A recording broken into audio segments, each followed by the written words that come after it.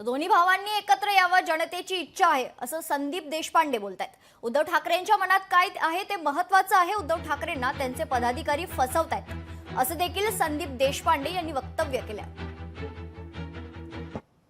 ते असं म्हणाले की महाराष्ट्राच्या जनतेच्या मनात आहे ते होईल।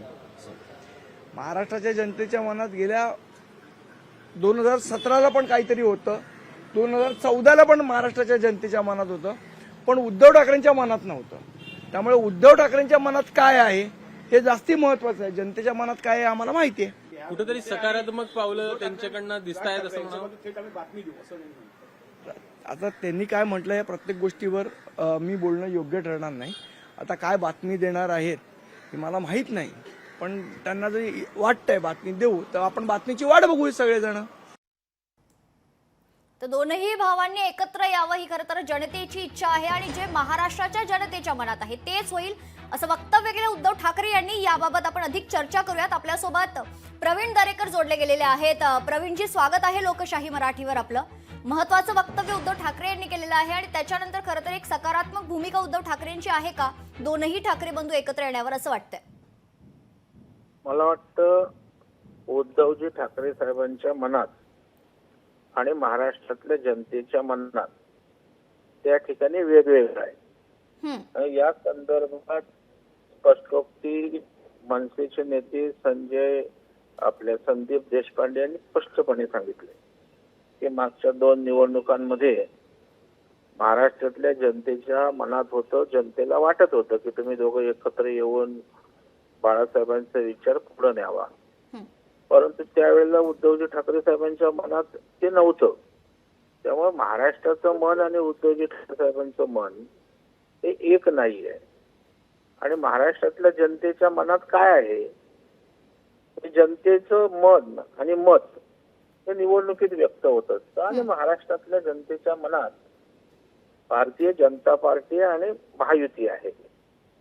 आता उद्धवजी ठाकरे साहेब, राज ठाकरे साहेब 2 कुटुंब एकत्र यावे का, तर त्याविषयी आम्ही सकारात्मक असू की 2 जर त्या ठिकाणी भाऊ एकत्र होत असतील, कुटुंबामध्ये चांगलं वातावरण होत असेल तर हा कुटुंब वत्सल महाराष्ट्र आहे आणि त्याचं आम्हाला काय असायचं कारण नाही, आम्हाला त्याचा आनंदच होईल। परंतु आपण राजकीय दृष्ट्या एकत्र येण्याकडे पाहिलं तर ते प्रत्यक्षात कितपत वर्किंग होईल हा माझ्यासारख्या कार्यकर्त्यासमोर प्रश्न आहे। कारण शेवटी उद्धवजी ठाकरे साहेबांनी बाळासाहेबांचा हिंदुत्वाचा विचार सोडत काँग्रेसची विचारधारा त्या ठिकाणी जवळ केली आणि महाविकास आघाडीच्या विळख्यात ते आहेत, त्यांचा पक्ष आहे आणि त्याच्यामुळे ते पटकन महाविकास आघाडीला सोडतील का याविषयीच आशंका आहे। राज ठाकरे साहेब काँग्रेस सहित त्यांच्यासोबत जातील का हा प्रश्न आहे।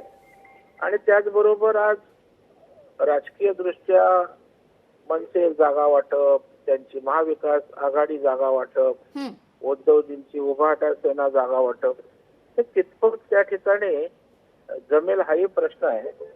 शिवाय ग्राउंडला संघर्ष मोठ्या प्रमाणावर कार्यकर्त्यांमध्ये झालाय, मतभेद झाले टोकाचे, या सगळ्या राजकीय समीकरणात कितपत हे बसेल आणि राजकीय एककोपा होईल याविषयी मला शंका आहे। निश्चित। खूप खूप धन्यवाद प्रवीणजी आपण दिलेल्या आपल्या प्रतिक्रियेसाठी। तर प्रवीण दरेकर बोलत होते खरं तर राजकीय दृष्टिकोनातून तितकं महत्त्वाचं नाही ठाकरे बंधूंचं एकत्र येणं असं त्यांचं म्हणणं आहे आणि त्याच अनुषंगानं दोनही ठाकरे बंधू एकत्र येण्याच्या दृष्टीनं करता सकारात्मक पावलं पडताना दिसत आहेत, कारण उद्धव ठाकरे यांनी सकारात्मक भूमिका स्पष्ट केलेली आहे।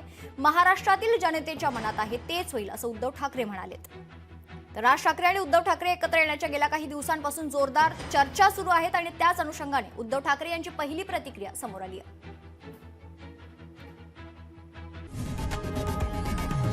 लोकशाही मराठी ऐका, पहा, जागरूक रहा।